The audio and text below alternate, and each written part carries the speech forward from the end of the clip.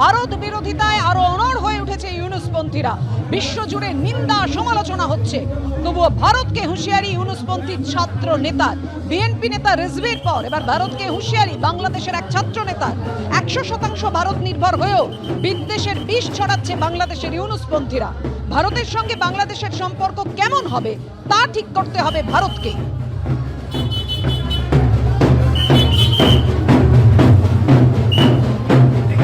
আমরা আমাদের জায়গা থেকে ভারতকে প্রতিবেশী দেশ হিসেবে স্পষ্ট করে বলি, ভারতের সাথে আমাদের সম্পর্ক প্রতিবেশী দেশের মতো হবে নাকি সম্পর্ক অন্য কোনো পর্যায়ের তিক্ততার হবে সেটা ভারতই নির্ধারণ করবে তাদের কাজের মাধ্যমে।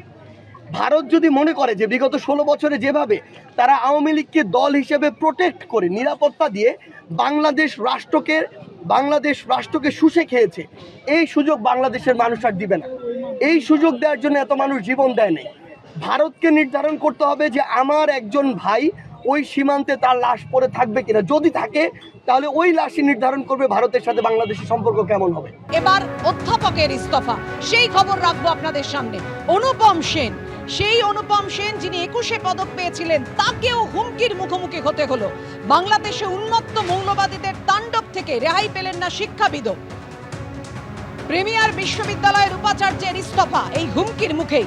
উপাচার্যের পদত্যাগের দাবিতে কট্টরপন্থী ছাত্ররা বিক্ষোভ দেখায়।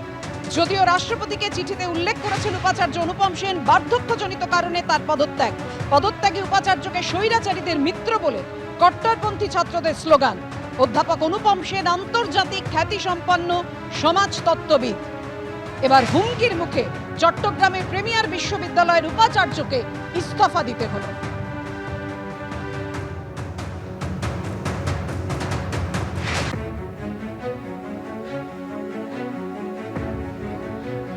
বিশ্বাস করতে চাই তোমরা এখানে যারা আছো এবং যারা ছিলে এবং যারা থাকবে, প্রত্যেকে অসাধারণ দেশপ্রেমিক এবং সৎ ব্যক্তি।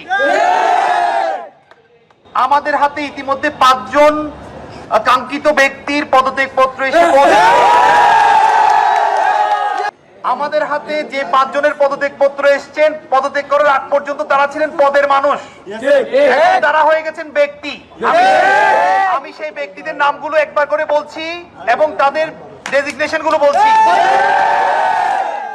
প্রফেসর ডক্টর অনুপম সেন একজন অসাধারণ শিক্ষক, উনি পদত্যাগ করেছেন, উনি আর বিসি নেই। এরপরে যিনি প্রো ভাইস চ্যান্সেলর ছিলেন আমাদের শামীম সুলতানা ম্যাডাম, আমাদের ট্রেজারার ছিলেন প্রফেসর তৌফিক সাইদ, আমাদের রেজিস্ট্রার সাবেক রেজিস্ট্রার ডক্টর ছিলেন যিনি আহমেদ রাজীব চৌধুরী স্যার, উনিও একজন শিক্ষক। আমরা ওনার কোনো অবমাননা করব না।